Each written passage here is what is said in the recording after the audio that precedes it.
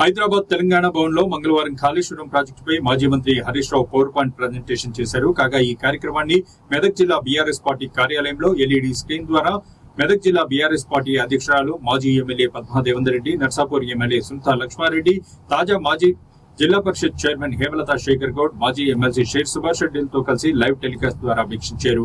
ఈ కార్యక్రమంలో జిల్లా పరిషత్ మాజీ ఉపాధ్యక్షులు లావణ్యారెడ్డి, మాజీ గ్రంథాలయ చైర్మన్ చంద్రగౌడ్, మాజీ మున్సిపల్ చైర్మన్ మల్లికార్జున్ గౌడ్, మాజీ కౌన్సిలర్లు, మెదక్ నర్సాపూర్ నియోజకవర్గంలోని బీఆర్ఎస్ నాయకులు తదితరులు పాల్గొన్నారు.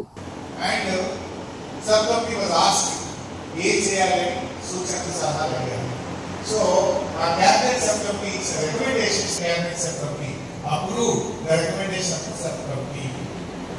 Cabinet subcommittee recommendation kula, it's a clear cut cabinet approval is there.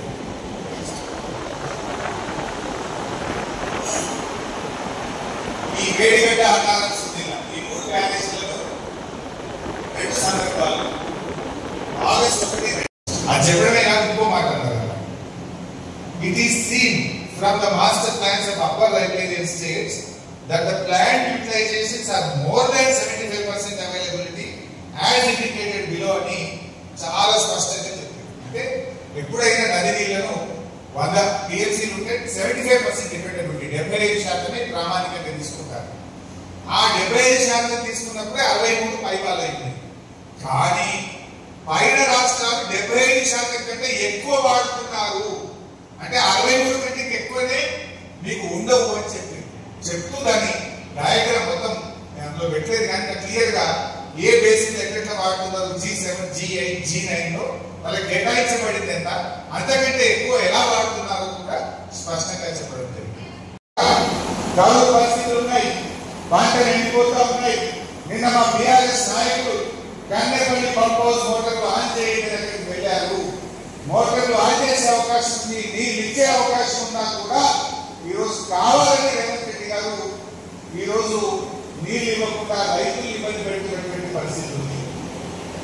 మీరు చూస్తే తమిళ హెట్టి అని నేను చెప్పే ప్రయత్నం చేశాను. మరి ఏడేళ్ళు మీరే అధికారంలో ఉన్నారు కదా. 2007 నుంచి రాజ్భవన్ పై రాజీనామా చేస్తున్నారు. కేసీఆర్ గారు సవాల్ చేశారు. ఇది నేను నోటి మాట చెప్తున్నా, వీడియో కూడా చూడండి కావాలి. ఆనాడు కేసీఆర్ గారు బేగంపేట ఎయిర్పోర్ట్ లో ఆనాడు ఉత్తమ్ కుమార్ రెడ్డి ఫేక్ మాటలకు, గోల్స్ మాటలకు ఏ రకంగా సవాల్ తీసుకున్నా ఒకసారి చూద్దాం.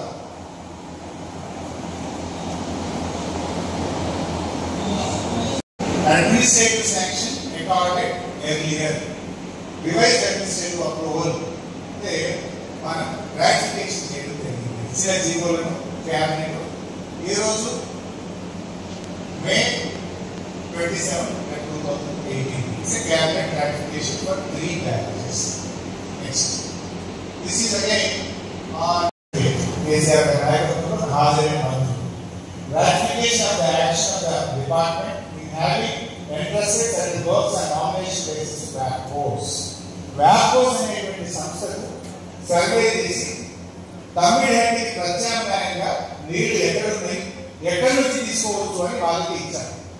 అది కూడా వాళ్ళకి ఏం ఇచ్చామంటే అప్పుడు ప్రాణహిత సేవలకు కూడా నాటి కాంగ్రెస్ ఆనాడు కాళేశ్వరం మీద 7 లింకులను కూడా వ్యాపకోసే చేసింది కనుక ఇప్పుడు మార్చాల్సింది ఒక లింకే కనుక వాళ్ళ ప్రాజెక్టు మీద ఇచ్చినటువంటి కేంద్ర ప్రభుత్వ సంస్థ వ్యాపకోస ద్వారా రాష్ట్ర ప్రభుత్వం బాధించింది.